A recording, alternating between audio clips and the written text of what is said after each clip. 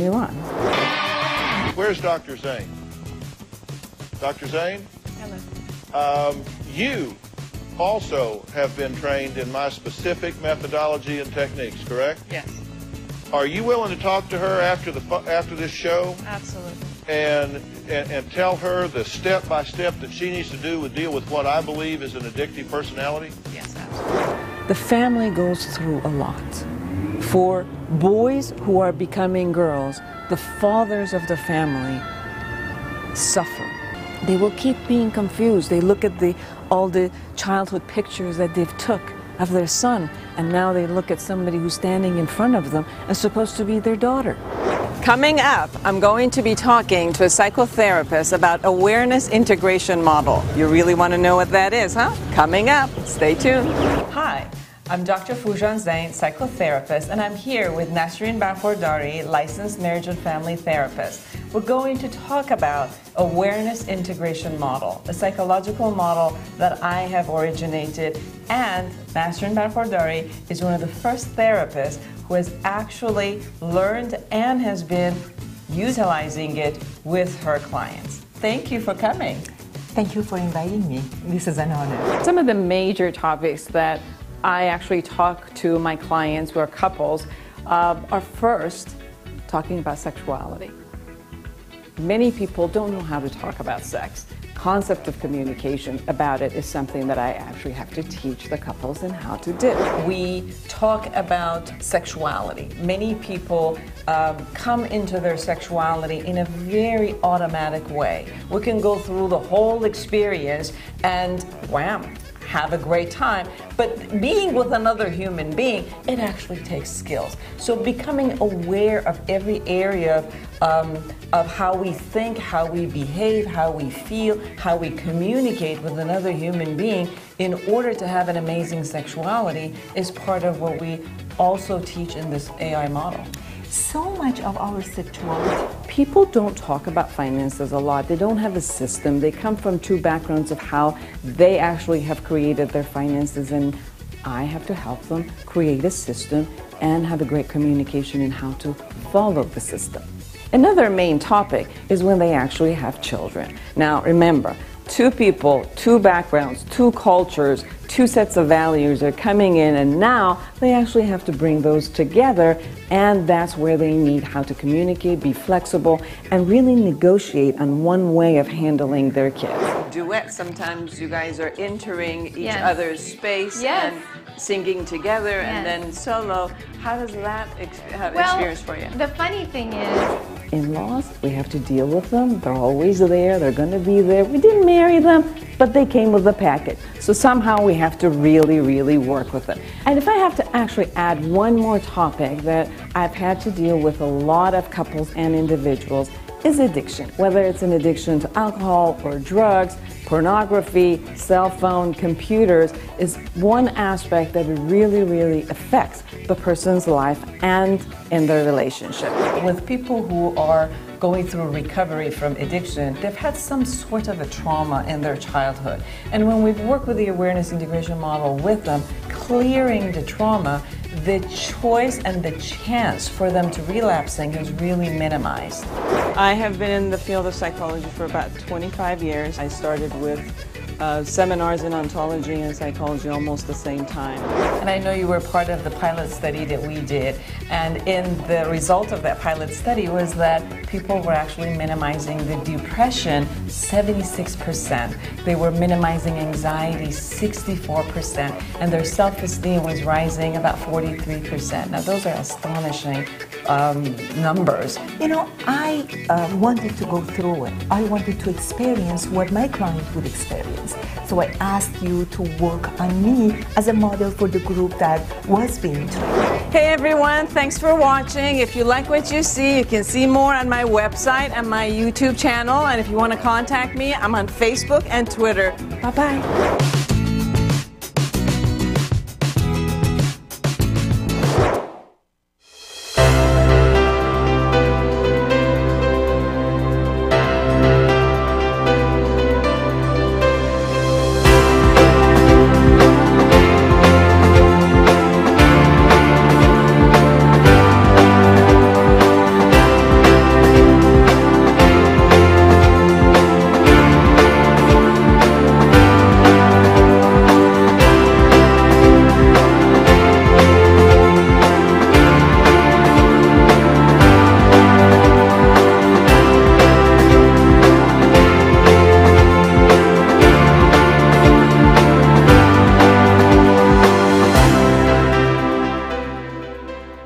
Hello, I'm Foojan Zeine, and welcome to the Inner Voice Show, a show that is about you and what matters mostly in your life from a psychological perspective.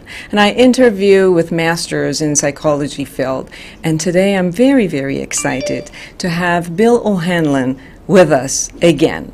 Let me tell you a little bit about Bill O'Hanlon. Bill O'Hanlon is a dynamic, inspirational, professional speaker and a prolific author. He has written and co-authored over 30 books so far. He helps motivate people and organizations to determine what they're meant to be doing and to remove the barriers to succeeding at those goals. Bill was awarded the Outstanding Mental Health Educator of the Year in 2001 by the New England Educational Institute. And he is the founder of Possibility Therapy. Today, we're actually going to be talking about, out of the blue, the 6 non-medication ways to relieve depression with Bill. So thank you so much, Bill, for taking and respecting and coming to my show again. Last time we had an amazing time, and everything that you said, the audience were really enjoyed it, and they've asked me to have you back in our show. And just for the audience to know that if you wanted to listen to our last interview with Bill O'Hanlon, please go to the YouTube channel as you see it under this screen and put my name and his name, and you will be able to hear about what he talked about trauma. However, today we're going to be talking about depression. So welcome, Bill. Thank you, Foojan. It's really nice to be back with you again. We saw each other live since we had the show, so it's nice to see you in person. It's nice to see you virtually again. Wonderful. Now, I know that this is your latest book, and people can go ahead and definitely order it from Amazon, but we want to talk a little bit about depression.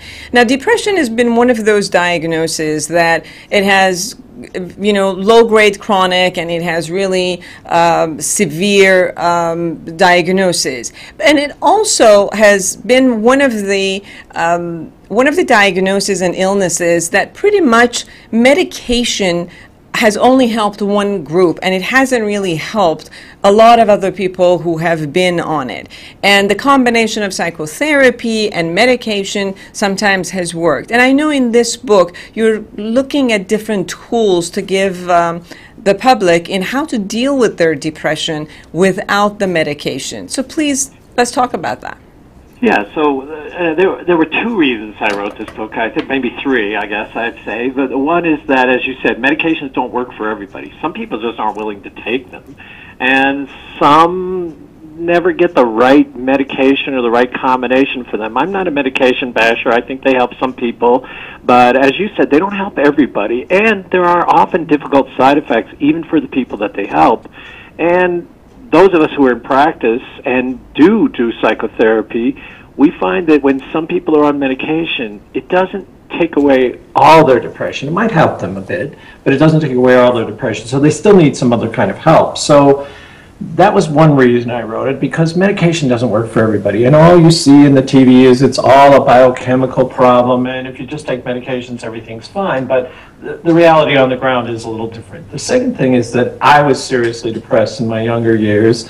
I almost killed myself, and I didn't. That was, thank God. You know, that was a good thing. And I've been a therapist now for 40 years, and I've treated a bunch of people who suffer from depression, from the mild kind or the very severe kind, which in the trade is called major depressive disorder. And I think that I wanted to talk to people about a couple of the myths. The first one is that even though you see all these TV commercials, the cause of depression is known. That's a myth. Nobody really knows what causes it. It's not, you know, genetic and biochemical. This idea is not scientifically rooted. They're still investigating. We're still investigating what causes it. And one of the things that gives lie to this is that there's been a 300% increase in the treatment of depression from 1987 to 1997. People's biochemistry didn't change that much in those 10 years. So something else is happening. And here's the interesting thing, and especially since you have an international audience. There are fewer depressed people in poorer countries than there are in richer countries. And when people move from, you know, a country that has lower rates of depression in their whole population to another country that has higher rates of population, they tend to get depression at the same rate as the new country. So there's something about culture, about life in a different country that has an influence on depression. You're very right. I remember I was at the conference and talking about immigration, and just what you said, I had one member of the audience who came from a Pacific Asian country, and she raised her hand, and as we were talking about depression, she said, we have to survive every day. We don't have the luxury to be depressed. This is your issue, not ours. So it's very interesting you just said that, and I experienced that in a conference. Well, you know, that is great. You found evidence for it. And I think that interesting thing is that I knew some data on the, sorry, I'm going to do something here. There was an interesting thing that there was an expert on anorexia, and she was a psychiatrist, physician, and during World War II, there were no anorexics in Italy, and for 5 years afterwards, when there was rationing, there were no anorexics. And then they started to happen again. So culture has an influence on these things. So the second myth is that antidepressants are the only effective treatment. It sort of that comes out of what we're talking about. And the third one is, even if it's mainly a biochemical or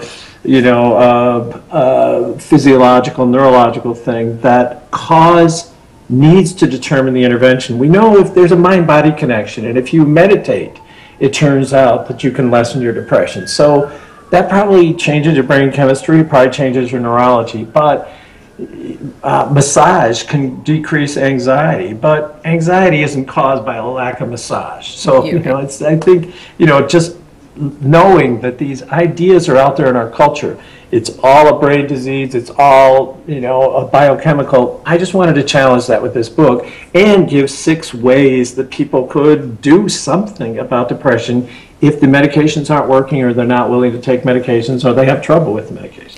And I know that your background has been hypnosis. You've learned and were taught by Ericksonian and Mr. Erickson himself, and then you also are a solution-focused therapist, and then you also founded Possibility Therapy. So everything that within the past 40 years you've learned, you've grown, you've worked with clients, and have seen and worked with depression for so many years, it seems like it's kind of brought you to put this into 6 strategies that are efficient. So let's talk about your first strategy. Well, the first strategy is, you can't just tell people cheer up when they're depressed. That doesn't work too well. And so I call this strategy marbling.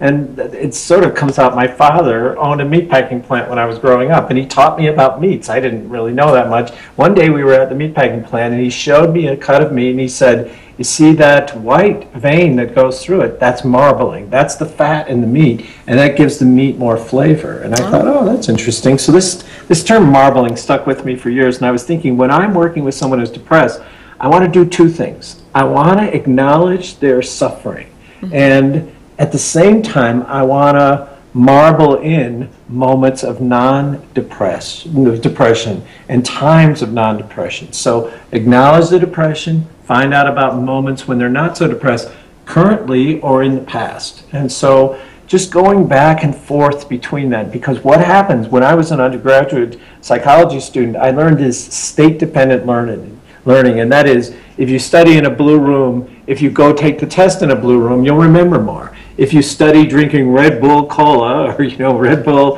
the stuff, then if you drink Red Bull right as you're taking the test, you'll tend to remember more. The state that you're in when you experience something influences the state that you're in later. And so people who are depressed, sometimes they can barely remember any good memories, good feelings. They lose hope because they've lost touch with that. But it's just a hair away from where they are. If you can evoke and remind them, life isn't all terrible and bleak, and you did have some times before this. There may be some moments, even in the midst of your depression, you feel better, and there will be some moments in the future when you feel better. That seems to help people. So what I hear from you is that when we're actually depressed or have some strong emotion that are negative, sometimes within the whole concept, it kind of gets blocked as if we're in one room, like the blue room, and we're staying That's in that good, blue yes. room, right?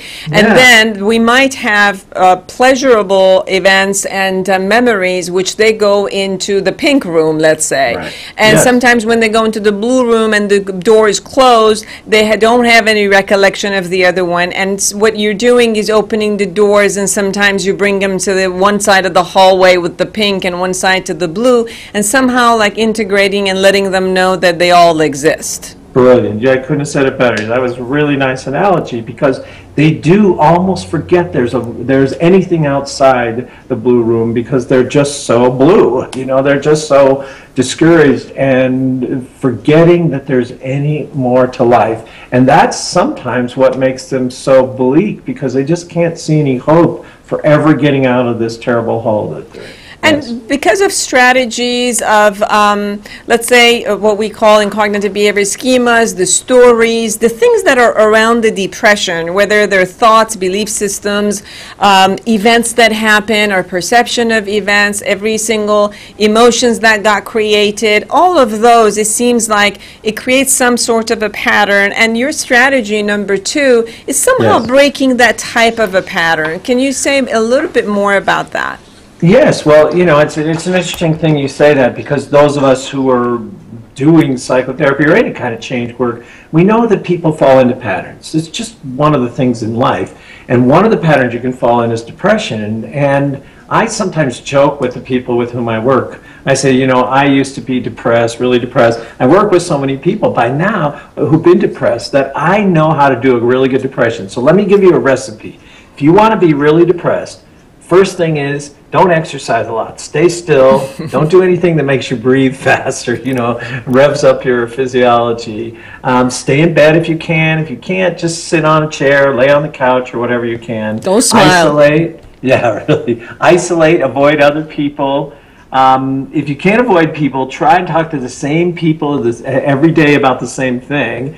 And the same topic, usually how bad life is and how depressed you are, things like that. And I go on, and I describe, you know, eat terribly, you know, eat bad food, don't, you know, stay up at night, sleep during the day. There are a bunch of patterns that I think people who are depressed typically do. And I joke with them about that in some way. I go, how do you do your depression? And that's partly to remind them that they have some choice about some things about it, how they think, what they do, who they hang out with, where they hang out.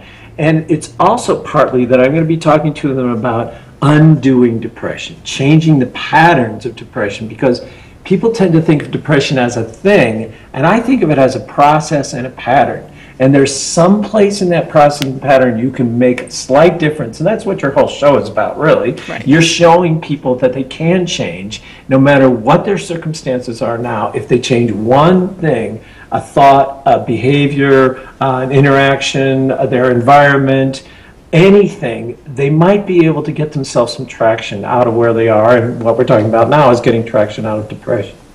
It's interesting, with just the sentence itself means so much. When you say, how do you do depression, Right. is you're also bringing it subconsciously, stating to them Yes. that they're the one that did depression. It wasn't like depression Yes. got them.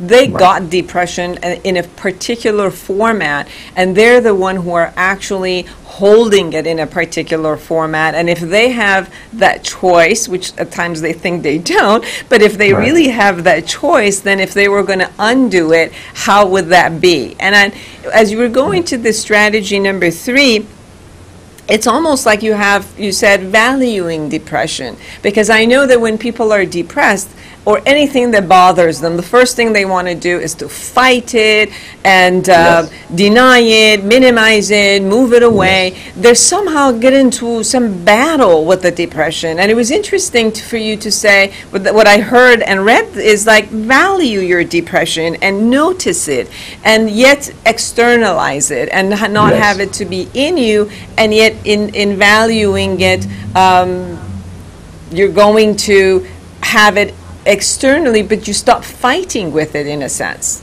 Well, I think that's right. And, you know, again, because your show is so international and you're international, I mean, you are aware of many cultural things and you've been living in different cultures.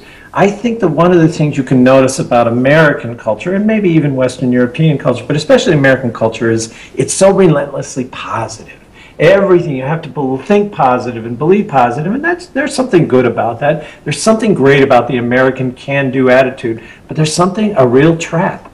That we can't allow any negativity. We can't allow any bad feelings. We can't allow any sadness even sometimes. Right. Like, even grief should be 3 days. Yeah, you're over it, right? Yeah, I mean, in some cultures, we go all the way to 1 year. We have to wear black to 1 year. We have to grieve for 1 year. And definitely in American cultures, 3 days, it's enough. Come on, let's go. Yeah, that's enough. It's microwave sort of grief, yeah. And microwave bad feelings. And so I think one of the things, and what we do, you do change work and so do I, and we try and get people just to acknowledge and be with rather than with what's going on with them. And in this case, we're talking about depression. And it turns out there are 2 levels of depression. You sort of get depressed about being depressed rather than just having depression. So there's some research that says if you just sit with your depression and not try and fix it and change it, it can lighten it a little and again give you a little traction out of it.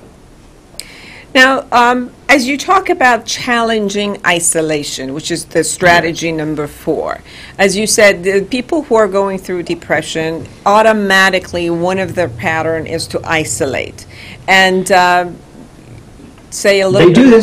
They do this in 2 ways, I think. One is they pull away from people because it's painful to be around people or it's difficult to be around people. Second thing is they push people away. Sometimes people who are depressed are in a loving relationship, and it's a good relationship, actually, and they push the other person away. The person tries to help them and sympathize with them, and they push them away, either because they feel guilty, they don't want to put a burden on that person, or again, they just feel terrible being around anyone else, or anyone who's in a good mood makes them feel worse.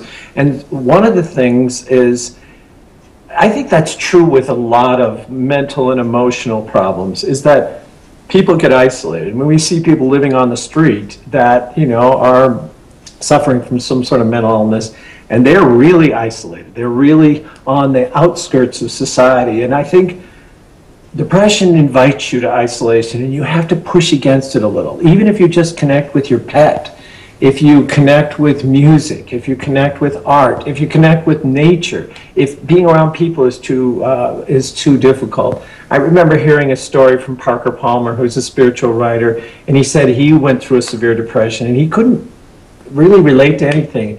And he was Quaker, and one of his Quaker friends, an elderly guy, came in, didn't say a word to him, just said, "Every day I'm going to come in if it's okay with you and massage your feet." And he said his whole body felt numb, but the only place he could feel something was in his feet.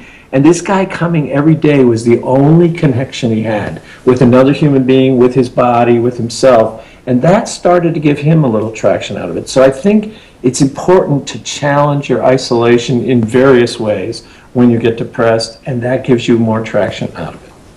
And as you talk about the strategy 5, you talk about looking at a future with possibilities. As you were talking about depression, I know from when I was depressed and when other people in my office have been depressed, and one of the criteria is actually from the diagnostic manual is that there's hopelessness about the future, and we don't have any vision of the future, and whatever depth of blues we're actually experiencing, we kind of foresee it and project it onto the future, which is the future of hopelessness, and what is going to continue.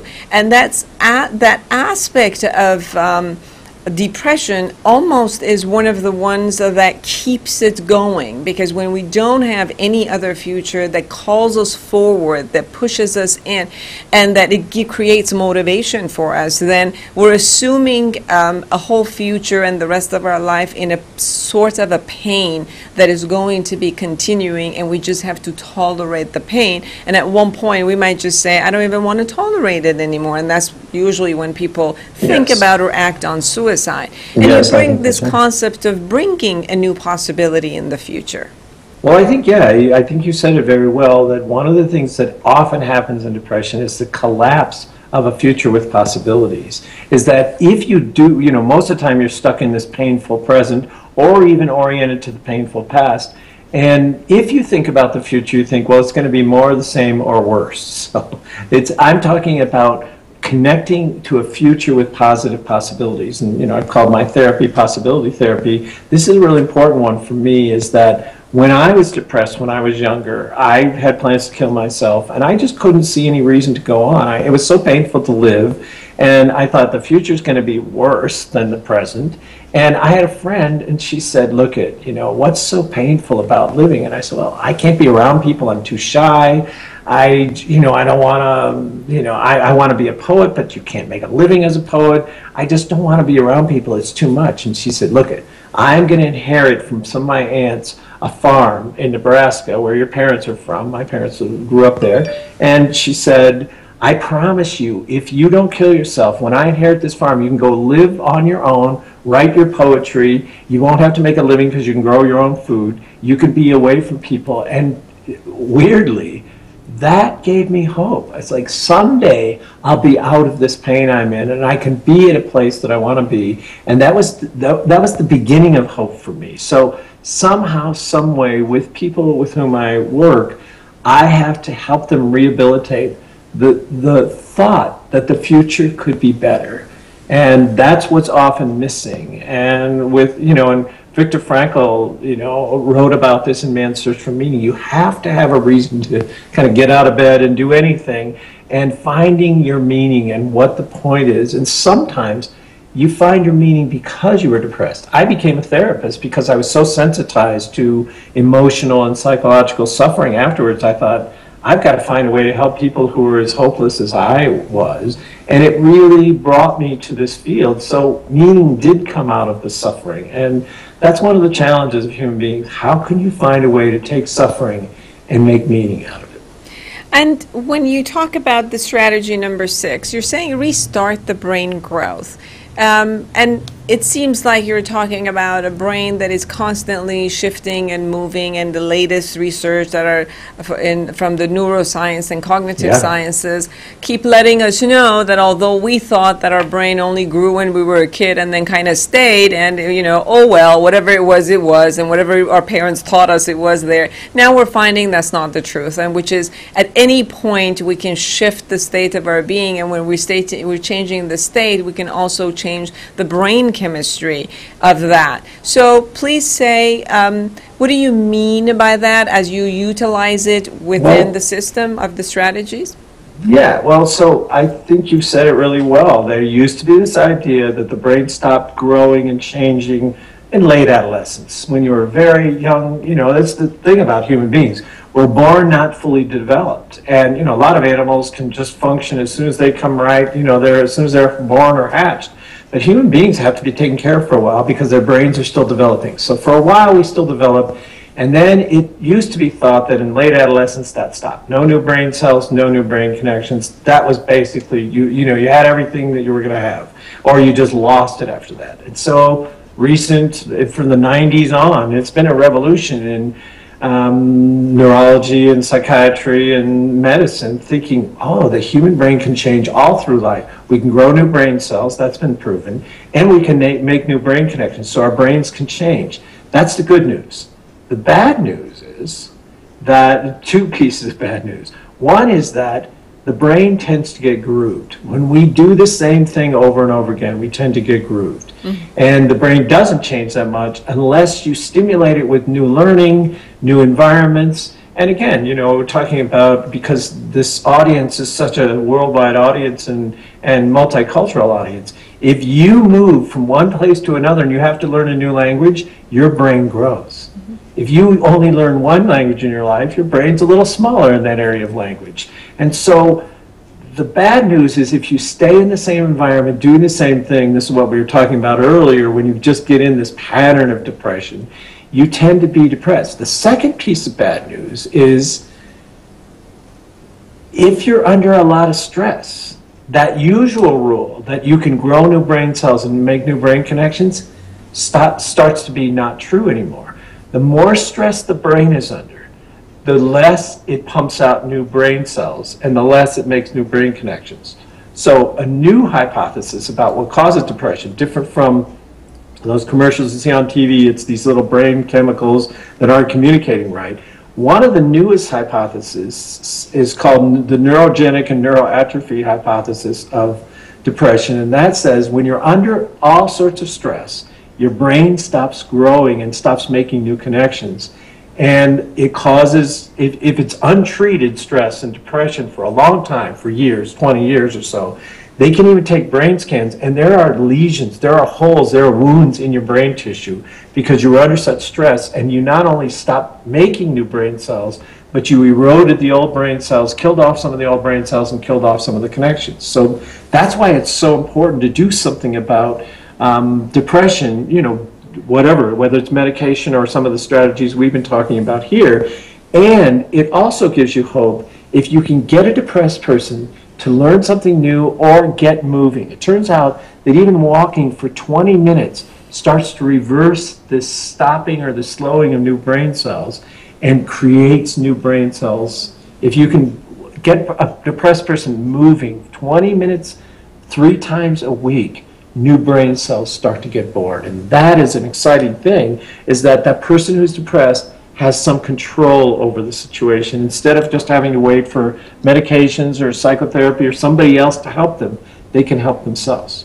So what I hear from you is also that a new brain cell doesn't just get created with the first time we do something. The same way the patterns of brain got stuck because of a consistency in a way that we were, or inconsistency in the isolative patterns, or the consistencies in the thought pattern that we had. When we start looking at different ways of thinking, different emotions that arise from those thinking, different behaviors that we do, such as walking, such as paying attention to other things, playing games, and just playing, maybe just allowing ourselves to begin to play, those types of behaviors and thoughts and emotions have to also become a bit consistent and repeated. Like you said, when you start walking 3 times a week, and after a little while we see that the brain patterns will change. So not only the brain cells are getting, but the brain patterns will also change to a new way. So before, if it was an effort to shift, after a while where we've been consistent, then it feels more effortless, like the new way might become a new natural way rather than the way that it used to be. Well, that, and you know, it sounds like I'm going to be praising you a great deal, but watch your show for 6 weeks. Watch your show for 2 months, and you'll get new brain. If the person says, oh, I'm so depressed I can't get out of bed, great. Watch your show, listen to your show. You'll get enough new ideas that all of a sudden your brain will start to start up again. And then maybe you'll be able to get out of bed and go walking. So there are various ways to start your brain again. Learn new things, get new ideas, have new perceptions, interact with new people. But again, consistently, as you're talking about, over time this will help. Start moving again. Learn music. Listen to music. Learn to juggle. Anything that involves learning something new and doing it over time can change your brain and start to restart that brain growth that may have been diminished or even stopped because of the depression or because of the stress that was part and parcel of the depression. So listen to stimulating things. Listen to new ideas. Get some new ideas. Talk to new people. That is at least you can do. Even if you're stuck in bed, super depressed, you can expose yourself to new ideas. So all of these 6 strategies and more are in the book Out of the Blue, 6 Non-Medication Ways to Relieve Depression. You can see BillO'Hanlon.com on the screen. You can go to Amazon.com and search and get that book. Bill, I know that mental illness in all around, and especially depression, affects people and affects their family a lot. I know that any other type of illness not only affects the people, but it also kind of creates a motivation for people to work with their family, work with the medical industry in order to get rid of that pain faster, in order to get rid of that illness faster. However, some sorts of, when we're talking about depression or other type of mental illness, because it's happening to the organ that is actually making the decisions, sometimes it's harder for people to create that motivation or change from inside. And that's also harder for their family members who are living beside them. And depression is something that really, really also affects family members. It affects their mates, their children, their parents, whomever is living and being in close vicinity. What would you say in all of your 40 years of experience of psychotherapy and working with families? I know also you're a licensed marriage and family therapist. What would you say also to the family members of someone who has depression in how to utilize and be part of this type of a success strategy with the person who's depressed? Well, I think the first thing is having, you were depressed, I was depressed. And when you're in that place, it's really difficult. And so the first thing I'd say is compassion, because sometimes if you're a family member or a friend or a coworker, or a colleague, you get frustrated with that person. Come on, just get out of bed. Just, make some effort. And sometimes it's really hard for them to do it. So the first thing is to be compassionate. And this may sound like kind of a paradox, but I would say, and don't indulge them. Like, if they're mean to you, it's not okay. If you're depressed, there's no license to be mean to the people who love you. And also, don't let them off the hook. I've had a partner who's depressed, and I will just drag the person out of bed and say, I know you don't feel like getting out of bed, and we're getting out of bed, and we're going to walk around the block.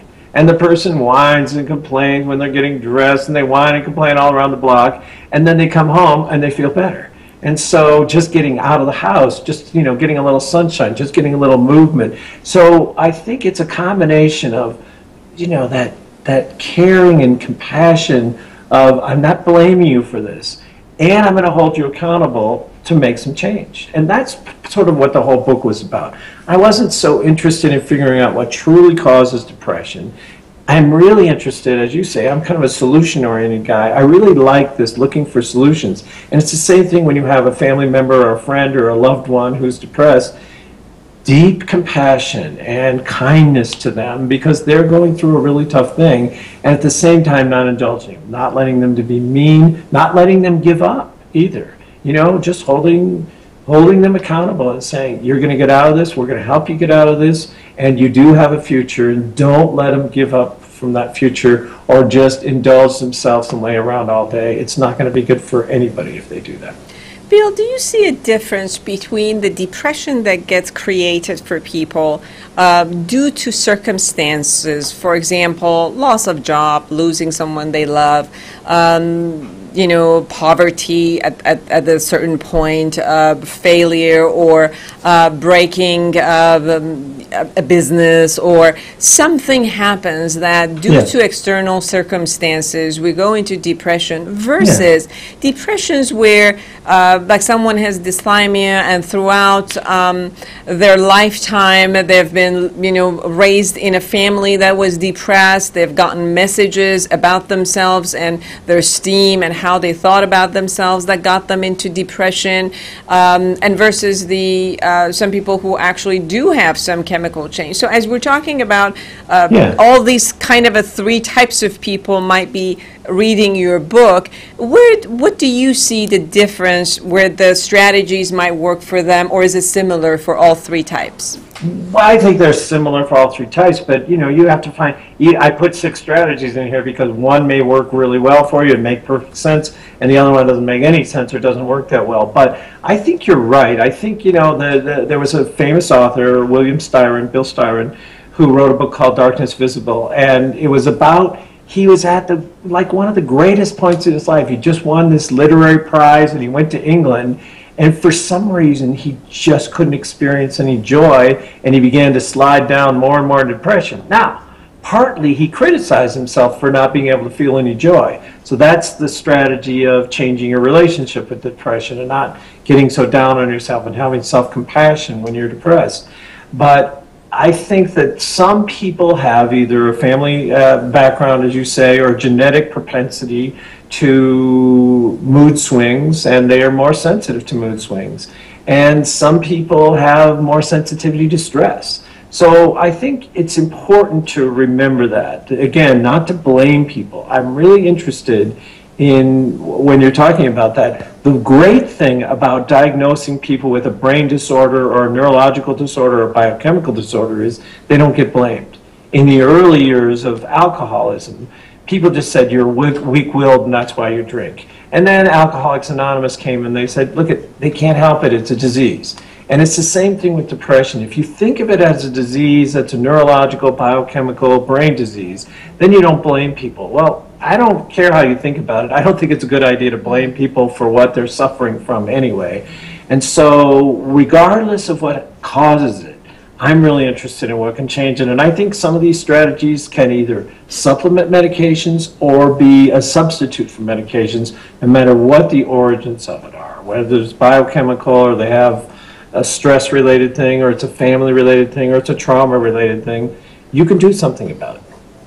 Now, I know that you have written over 30 books. I think by April, your 36th will be coming out, right? That's right. That's amazing. That's amazing. And I want everybody to know that you also have a workshop and you have a class that you actually have online for people who want to write. And I personally took that workshop because I attempted to write, and it really helped me because I am writing a book about the model, awareness integration model that I created. And it's an amazing workshop, the way that you put things together, the same way you're putting this type of books together, but even the writing and how you hold people's hand and take them from one step to the next is amazing. So for all of you who are also interested in writing books, we have a master in writing books, 36 books. So if you go to Bill... Stop me before I write again, I always say. Yeah, that's funny. I can't believe I've written that many books. But, you know, it's actually akin to what we were talking about with depression. I was depressed and I came out of it. Now I'm a very happy person and, you know, pretty satisfied, pretty optimistic. I was a terrible writer and I struggled to write a book for 10 years. And finally I wrote my first one, and it was so hard. It was like blood on the keyboards. I had such a tough time. And then I got better at it, and I got faster at it, and I learned how to do it. And I have such a joy in teaching other people. So yeah, if they want to find out, they can get a free report on how to start writing at getyourbookwritten.com. And I have great joy. I've coached so far over 150 books from other people into publication, and I'm going for 1,000. I'm a sort of psychotic optimist, as you can see. And you are also a public speaker, and I've actually watched you for many, many years in the conferences, and I've learned so much from you.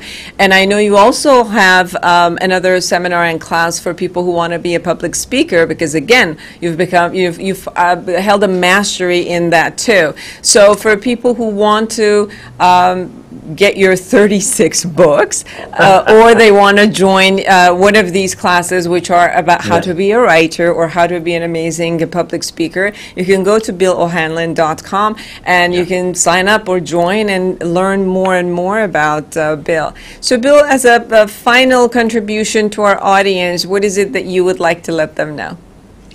Well, I think, again, we were talking about writing and we were talking about public speaking and we were talking about depression. I'm sort of a poster child for these. I was depressed when I was younger, and now I'm not. You can change. I was not a good writer, and I learned to be a good writer and a faster writer. I was a shy person who couldn't speak in front of people, and I learned to be a public speaker. And I think this, you know, we've talked before about your show and what you typically do on your show and your whole philosophy, and we share a philosophy. It's kind of an optimistic philosophy that if you have troubles, if you're stuck, if you're feeling unhappy, make a change. Anything can be changed within limits, but anything can be changed. And I think that's my message to myself and to you and to the people who are listening, is you don't have to be miserable. You can change. If you do something different, think something different, perceive in a different way, interact with different people, put yourself in new environments, try something new, change can happen. And if you repeat it over and over again, that was a message you were giving, you can sometimes master something that seemed like it was a million miles away from you. To me, writing a book was a million miles away. To me, being a public speaker was a million miles away. And when I was depressed, a reason to live, and a future life seemed a million miles away. I think that's your message in your whole show. It's my message, and why we enjoy talking to each other, I suspect. To add to what you were saying, I also find out for myself, I know that the day that I said, now I'm committed to be happy, and regardless of what happens and what the circumstances were, that my commitment to be happy took over. My commitment to be happy stopped me from drama sharing and trauma sharing and being in the environment of that. When I said to myself, I'm committed to be thin, then every single sweet that was in front of me took a whole different concept and a level. And I think that, you know, based on the strategies that you were saying, the commitment to change and the commitment to choose another state rather than the state that you have might also be a part of motivation to that change, because whomever, you know, it's like whatever we commit to in such a serious way shifts us and moves us to another perspective. And I know that had worked for me personally to shift me from the depression that I had at any time. Do you have anything to add to the commitment concept? Yes, and I would say, you know, I get sane with Dr. Zeine is what I would say. That's exactly it.